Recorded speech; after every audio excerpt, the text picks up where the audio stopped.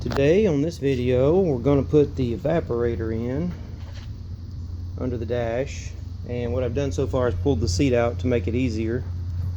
I'm working under here. I'm going to have to put on my headlamp, so I won't be able to do the GoPro video. But if you've taken this out, then surely to obtain one of these, you generally had to take it out of some used truck somewhere. So I'm thinking if you can take it out, you can put it in. That's generally been the case for me. I had to take it out of a vehicle, and took a lot of photos and learned how to do it. Now what we're going to do, we got to take all the glove compartment stuff apart, get it out of there, and then we got to this duct right here. Let's see if we can focus.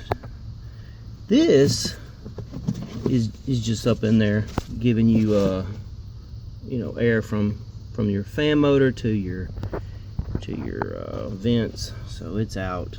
I don't know if you can see anything, but anyway, that's now we got to put our condenser, our evaporator up in there. So yep, that's where we're heading next.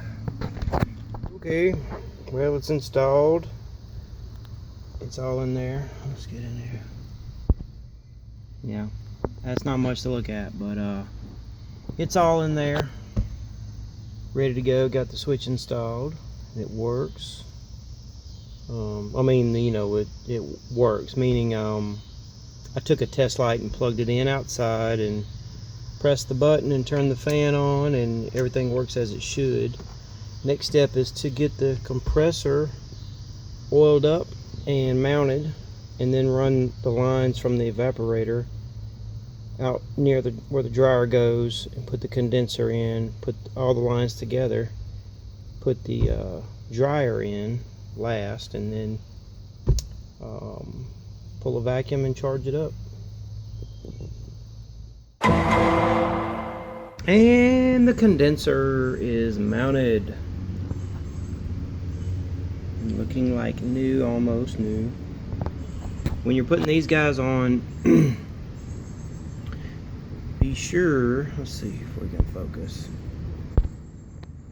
be sure you don't rip them in half. These are kind of hard to come by. You can get them still brand new from Mazda, but if you're trying to get them used, be sure you put a adjustable wrench way back here to tighten it up and take it off, and not out here where you can twist it off.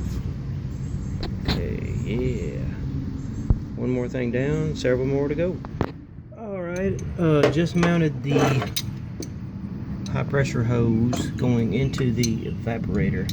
The larger nut is, for me, it was a 19, is that right? It's a 19, and this was to hold the piping steel. It was a 5/8. Well, I ran into a little setback. So I had to normally in this situation, what you do, you take the valve cores out of the hoses. I know you take it out of the low side, and then this retrofit for that goes on. That's fine. The high side, however, you're supposed to leave the valve core in there, because in this kit, this goes on there and the valve core stays in, but you need to replace it. So I was trying to get it out, and it broke all to hell. And the only way, and this was lodged in there, and the only way I got that out was to start with a 1/8 bit, and then I moved up to a 9/32 bit, and I just barely drilled in there until it grabbed a hold, and it came out. So now I'm trying to clean the threads so that I can get that valve core in. Got the hoses done. Let's see here. Got the hoses done, and I went ahead and put an O-ring. It's not lubricated yet, but I put an O-ring there, put an O-ring there. Those two O-rings came with the compressor, and they are right here. And what I'm about to do now is fill it up with oil, and I took the cap off. It's not a drain plug, it's actually on top of the compressor, but this is where you fill it. So I took it off, and it had a black O-ring. Anywhere there's a black O-ring, I don't trust it. I'm taking it off and going with the HNBR rubber O-rings, and that's what's going to go there. So what I'm about to do is take it all inside where I have a lot lower humidity, and I'm going to fill it with 8 ounces of oil. I'm going to mix a little bit of dye in with the oil. So the oil I'm using, which is the PAG 100, this is what this compressor calls for. This is actually 1 ounce of dye. It'll do 4 applications, so I'm not sure I want to dump the whole thing in there. That's why I'm just going to use a little bit. And 8 ounces. But first what I'm going to do is drain out the 3 ounces that comes in it and just put back what I know is in there. I don't trust whatever they had in it. I'm just taking it out, put this in. And just as I figured, it didn't even have 3 ounces in it. And this is why you want to go through behind the factory and see, you know, what all is actually in there. So now we will proceed to fill. Okay, we're in the house, in the kitchen. Don't tell my wife. But we're in here because the humidity is way low. In fact, there's only 25% humidity in the house. So what I've done is I took this container, you can get these at Walmart, and I put it on a scale, and then I filled it up with PAG oil and dye. Now I am filling it. And what I'll do is I'll turn it about good 10 rotations. Make sure it's all well lubricated.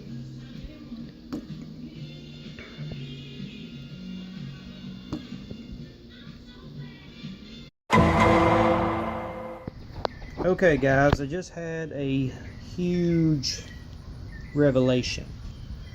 Alright, so a lot of you guys know that if you run a header and you put a compressor in here, you run really close, and you can see I got markings where I was about to beat on the header.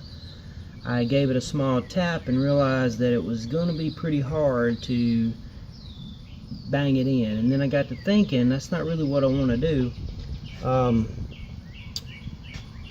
So if you can look and see, there's the tensioner bolt, and it's an M8 by 125, approximately 4 inches long. And here's the deal: the alternator belt and the AC belt are a 1/2 inch in difference. Typically you run an alternator belt and an AC belt, and they're different, but in our case with the header you can get away with running 2 alternator belts. The alternator belt will pull it down shorter, and it'll actually almost, when it's not tight or when it's not in, it'll almost rest on the bracketry, and you'll barely get it on. I mean, you'll get it on and it's loose, you know, you'll get it on. Then if you have a longer, like a 5-inch all thread rod that's 5/8 by 125 thread pitch, and you put it in there, then you can adjust it with the alternator belt, and you should not come in contact with the header. But I found out something else. I did not have the 5-inch rod. No one in town did either. Then I realized that my bracket, I could modify it. I actually thought about cutting out, grinding it, cutting it in half, and re-welding it back together so that it would be shorter.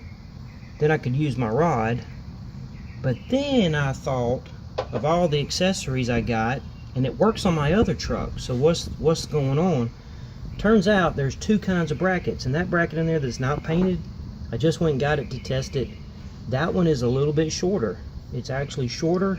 It allows me to thread in that 4-inch tensioner bolt with the alternator belt, and I haven't really tightened it up yet, but I got a lot of clearance. So that's some news you can use if you choose. Got the, whoa, okay, all right, okay, we got the compressor in. Let's see, get this napkin out of there. We got the alternator belt on instead of, we're running 2 alternator belts, a shorter adjustment bracket.